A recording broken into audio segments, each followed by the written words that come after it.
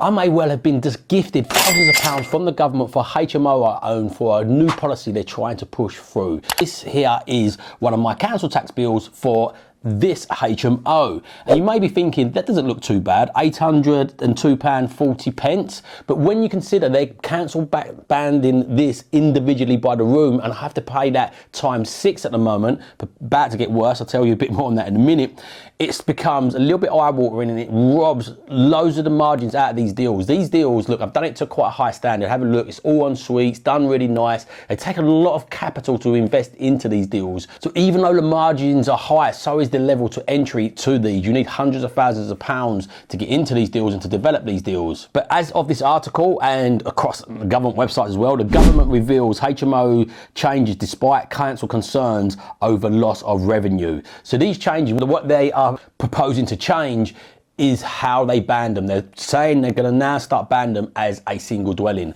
And the reason behind this is the government's recognise this is an important sector for the housing market and rentals, and especially people moving out and young professionals. And the sort of properties they are council tax banned in individuals' rooms are the ones with en suites, the higher end ones basically. So what the council and the government, well, what the government don't want to do is disencourage people from developing them. I know developers that sometimes put some off suites in or don't put as many en suites in just so they don't get individually council tax banned, because often it can mean the difference between the property being viable and unviable as a commercial project. Also, it's just so random as well. Like some councils will do this, other councils won't. Some in the same area will get this banned in, some don't. So it's really, really random up in the air. But look, this article here also states that, look, ministers are pushing ahead with the plans to ensure houses of multiple occupancy, HMO, are valued as a single property for council tax, despite concerns raised by local authorities of loss of income. Obviously, local authorities don't want to do this because they're going to lose thousands of pounds per year. If you're wondering what HMO is, exactly there what it said, it's a house of multiple occupancies. When you take a building and you split it into multiple different rooms and rent it by the room into individual tenants instead of renting it as one unit to one family. And as I said, it is bad set to get worse for me, because that project I just showed you, I'm about to go back to develop this into a 8 bedroom. It's existing a 6 bedroom. I've done another video on that here, so you can watch that, why I would go from a 6 to an 8 bedroom and why I didn't just go for planning straight away. It is a little bit complex beyond the scope of this video.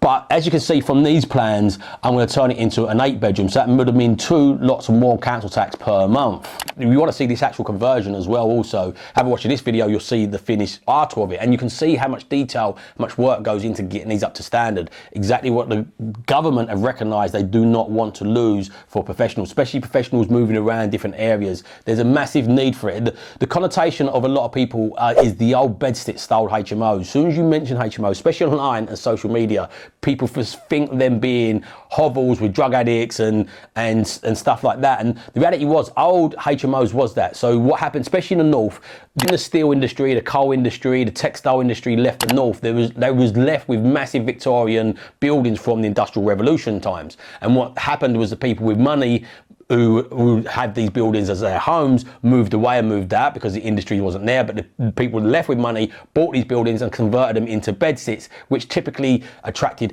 drug addicts and prostitutes and just bad sort of, what give the HMOs a bad name. They had magnolia walls, not really nice places to live. But it's shifted. You've got these boutique HMOs, which the government are thankfully recognising, which are done to a high end and done for the professional market. And professionals are loving it, especially people moving out of home who can't afford the full bills or afford to buy a place at the moment. It's a really good stepping stone for them, especially, or when they're moving around trying to do different jobs. So look, this article here is directly from the government website. So it says the regulations will ensure that the HMOs will be treated as single dwellings for purpose of council tax in England. They will also ensure that council tax liabilities rest with the landlord, and as HMOs cover this regulation, because what a lot of landlords started doing is passing this on to the tenants, which again the government don't want. There's a massive shortage of homes, so this would put more pressure on the rental market, and as I said, less people are developing these style properties because it's just becoming unviable. articles. Some of them saying it's coming in December, some of them saying it's getting finalised in December. I'm not sure which one's right. Even on the government website, I still can't identify that correctly. So if you could put in the comments below if you know this is actually being passed or this is just due to be passed,